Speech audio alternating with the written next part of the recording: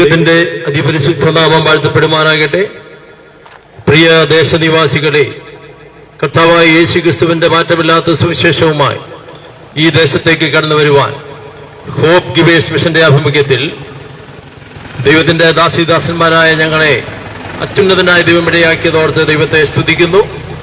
മനോഹരമായ ഗാനം പാടി ദൈവത്തെ മഹത്വപ്പെടുത്തുവാൻ കർത്താവ് സഹായിച്ചു.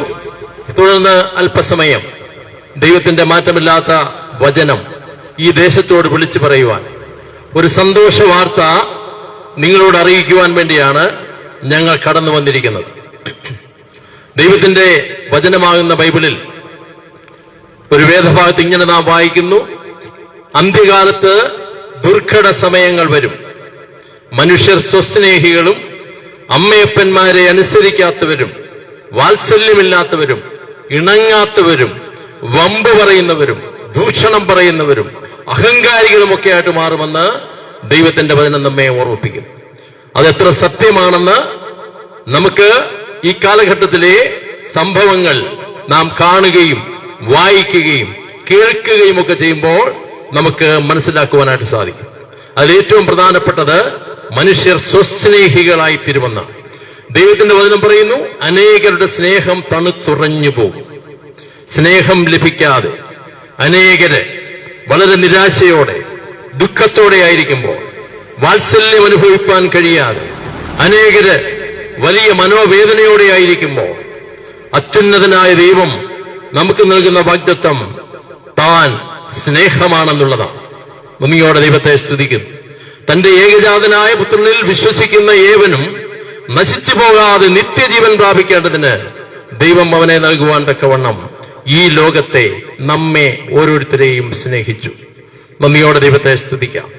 മനുഷ്യർ സ്വസ്നേഹികളാണ്, സ്വാർത്ഥരാണ്, അവരവരുടെ ആവശ്യങ്ങൾക്ക് വേണ്ടി തങ്ങളുടെ ആഗ്രഹങ്ങൾ നിറവേറ്റുന്നതിന് വേണ്ടി പ്രവർത്തിക്കുന്നവരാണ് എന്നൊക്കെ നമുക്ക് ഈ കാലഘട്ടത്തിലെ സംഭവങ്ങൾ കാണുമ്പോൾ മനസ്സിലാക്കുവാനായിട്ട് സാധിക്കും. മാതാപിതാക്കൾ ഉപേക്ഷിക്കപ്പെടുന്നു, കുഞ്ഞുങ്ങൾ ഉപേക്ഷിക്കപ്പെടുന്നു, മാതാപിതാക്കൾ മക്കളുടെ കൈയാൽ കൊല്ലപ്പെടുന്നു, കുഞ്ഞുങ്ങൾ മാതാപിതാക്കളുടെ കൈകളാൽ കൊല്ലപ്പെടുന്നു. ഏറ്റവും അധികം സ്നേഹമെന്ന് നാം പറയുന്ന അമ്മയുടെ സ്നേഹം പോലും തണുത്തുറഞ്ഞിട്ട് സ്വന്തം കുഞ്ഞിനെ സ്വാർത്ഥ താല്പര്യത്തിനു വേണ്ടി എറിഞ്ഞു കൊല്ലുവാൻ മടിക്കാത്ത അവസ്ഥകളിലേക്ക് കാര്യങ്ങൾ പോയിക്കൊണ്ടിരിക്കുകയാണ്. ചില വർഷങ്ങൾക്ക് മുമ്പ് നാം പത്രങ്ങളിൽ വായിച്ചു, അല്ലെങ്കിൽ വാർത്താ മാധ്യമങ്ങളിലൂടെ നാം അറിയുവാനിടയായി തീർന്നു. കണ്ണൂരുള്ള ഒരമ്മ തന്റെ കാമുകനോടൊപ്പം പോകാനുള്ള സൗകര്യത്തിനായി തന്റെ കുഞ്ഞിനെ ഒരു പാറയിൽ എറിഞ്ഞ് കൊല്ലുവാൻ ഇടയായി തീർന്നു. ആദ്യത്തെ ഏറിൽ കുഞ്ഞ് മരിക്കാഞ്ഞിട്ട് ആ അമ്മ താൻ മുമ്പ് പ്രസവിച്ച ആ കുഞ്ഞിനെ വീണ്ടും എടുത്ത് ഒരിക്കൽ കൂടി ആ പാറയിൽ എറിഞ്ഞു കൊല്ലുവാൻ ഇടയായി തീർന്നു. നമുക്കറിയാം, ഒരു കുടുംബത്തിലെ ഒരു സഹോദരി, ഒരു മാതാവ് തന്റെ കുടുംബത്തിലുള്ള എല്ലാവരെയും നിശബ്ദമായി വിഷം കൊടുത്ത് വകവരുത്തിയ കാര്യം നമുക്കെല്ലാവർക്കും അറിവുള്ള കാര്യമാണ്.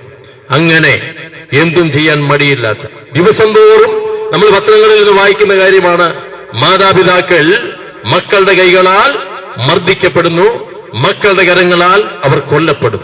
അങ്ങനെ സ്നേഹം തണുത്തുറഞ്ഞു പോകും.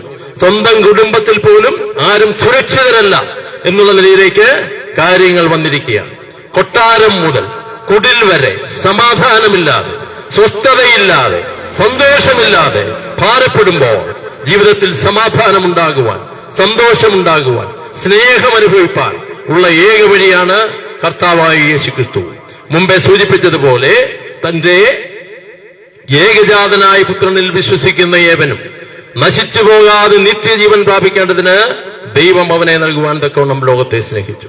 അന്ത്യകാലത്ത് നടക്കുന്ന മോശപ്പെട്ട കാര്യങ്ങളെ കുറിച്ചാണ് നാം ആദ്യം പറഞ്ഞത്. അതുപോലെ തന്നെ അന്ത്യകാലത്ത് സംഭവിക്കേണ്ട ഒരു നല്ല കാര്യമുണ്ട്, ഒരു പ്രധാനപ്പെട്ട കാര്യമുണ്ട്. അതും ദൈവത്തിന്റെ വചനത്തിൽ നാം വായിക്കുന്നുണ്ട്. അന്ത്യകാലത്ത് സകല ജഡത്തിന്മേലും ദൈവം തന്റെ ആത്മാവിനെ പകരും. അന്ത്യകാലത്ത് ദുർഘട സമയങ്ങൾ വരികയും മനുഷ്യർ സ്വസ്നേഹികളും അമ്മയപ്പന്മാരെ അനുസരിക്കാത്തവരും വാത്സല്യമില്ലാത്തവരും ഇണങ്ങാത്തവരും ഒക്കെ നടക്കുമ്പോൾ, മറുവശത്ത് ദൈവത്തിന്റെ വാഗ്ദത്വമുണ്ട്. അന്ത്യകാലത്ത് സകല ജഡത്തിന്മേലും തന്റെ ആത്മാവിനെ പകരുന്ന ദൈവം. അപ്പോൾ ദൈവത്തിന്റെ പരിശുദ്ധാത്മാവിനെ നൽകുന്ന കാര്യമാണ് നാം അവിടെ വായിക്കുന്നത്. അങ്ങനെയെങ്കിൽ ദൈവത്തിന്റെ പരിശുദ്ധാത്മാവിനെ പ്രാപിപ്പാൻ നാം എന്ത് ചെയ്യണം? ഈ ലോകത്തിൽ നാം വിജയകരമായി ജീവിപ്പാൻ കർത്താവ് പറഞ്ഞു, ലോകത്തിൽ നിങ്ങൾക്ക് കഷ്ടമുണ്ട്, എങ്കിലും ധൈര്യപ്പെടുകയും ഞാൻ ലോകത്തെ ജയിച്ചിരിക്കുന്നു. കഷ്ടത സഹിഷ്ണുതയെയും, സഹിഷ്ണുത സിദ്ധതയെയും, സിദ്ധത പ്രത്യാശയെ ഉളവാക്കുന്നു എന്നറിഞ്ഞ് കഷ്ടങ്ങളിലും പ്രശംസിക്കുന്നു. കഷ്ടം അനുഭവിപ്പാൻ നാം നിയമിക്കപ്പെട്ടിരിക്കുന്നു. കഷ്ടം അനുഭവിപ്പാൻ വരം നൽകിയിരിക്കുന്നു. അങ്ങനെ പാപത്തിന്റെ ഫലമായി ഈ ലോകത്തിൽ കഷ്ടതയുണ്ടായി. ഇന്നും കഷ്ടതയ്ക്ക് യാതൊരു മാറ്റവുമില്ല. പണം ലഭിച്ച, സമ്പത്തുണ്ടായ എല്ലാ പ്രശ്നങ്ങളും പരിഹരിക്കപ്പെടാമെന്ന് അനേകർ വിശ്വസിക്കുന്നു. വലിയ സമ്പന്നന്മാർ ആത്മഹത്യ ചെയ്യുന്നു.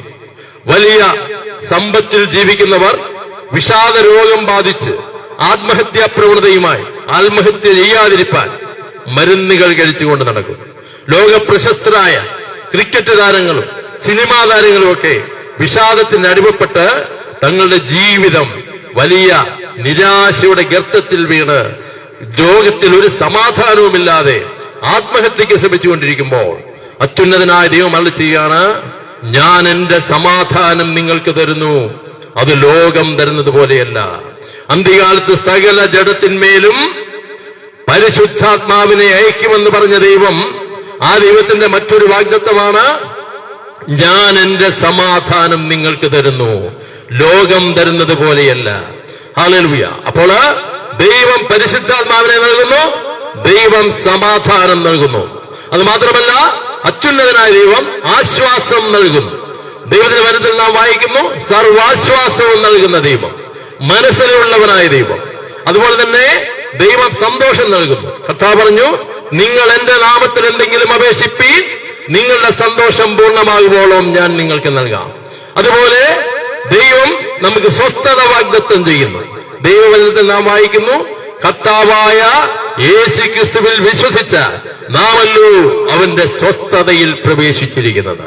ഈ ലോകത്ത് അനേകരും ഭയത്തോടെ ഇരിക്കുമ്പോൾ ദൈവത്തിന്റെ മറ്റൊരു വാഗ്ദത്തമുണ്ട്, ഭയപ്പെടേണ്ട, ഞാൻ നിന്നോടുകൂടെയുണ്ട്. ഭ്രമിച്ചു നോക്കേണ്ട, ഞാൻ നിന്റെ ദൈവമാകുന്നു. ഞാൻ നിന്നെ ഒരു നാളും കൈവിടുകയില്ല, ഉപേക്ഷിക്കുകയില്ല. ഇന്ന് അനേകര് ഒറ്റയ്ക്ക് താമസിക്കുന്നവരാണ്. കുഞ്ഞുങ്ങളെല്ലാം വിദേശത്തേക്ക് കടന്നുപോയി, മാതാപിതാക്കൾ ഭവനങ്ങളിൽ താമസിക്കുന്നു. അതിൽ പിതാവ് ആദ്യം മരിച്ചു പോയിട്ട് ഏകയായ ഒരു മാതാവ് തന്നെ താമസിക്കുന്ന അനേക ഭവനങ്ങൾ നമുക്ക് ഈ കേരളത്തിൽ കണ്ടെത്തുവാനായിട്ട് കഴിയും. ആരും കൂട്ടിനില്ല, ആരും സഹായത്തിനില്ല. ഏതെങ്കിലും ഒരു സഹായി ഉണ്ടാവും എങ്കിൽ അവർ ഈ ഏകാന്തത അനുഭവിക്കുമ്പോൾ ജീവിതത്തിൽ കൂടെ മറ്റാരുമില്ല. പണമുണ്ട്, മക്കളുണ്ട്, മക്കൾക്ക് നല്ല വിദ്യാഭ്യാസമുണ്ട്, വിദേശത്ത് ജോലിയുണ്ട്, അവർ വിളിക്കുന്നുണ്ട്, കാര്യങ്ങളൊക്കെ ഗംഭീരമായി നടക്കുന്നു. പക്ഷേ ആത്യന്തികമായി അവരൊറ്റയ്ക്കായിരിക്കുന്നു. ഏകാന്തത അവരെ കുത്തി നോവിക്കുന്നു. എന്തെല്ലാം ഉണ്ടെങ്കിലും സമാധാനവും സന്തോഷവും സ്വസ്ഥതയും അനുഭവിപ്പാൻ കഴിയാതെ ഭീതിയോടെ ആയിരിക്കുന്ന അവസ്ഥ.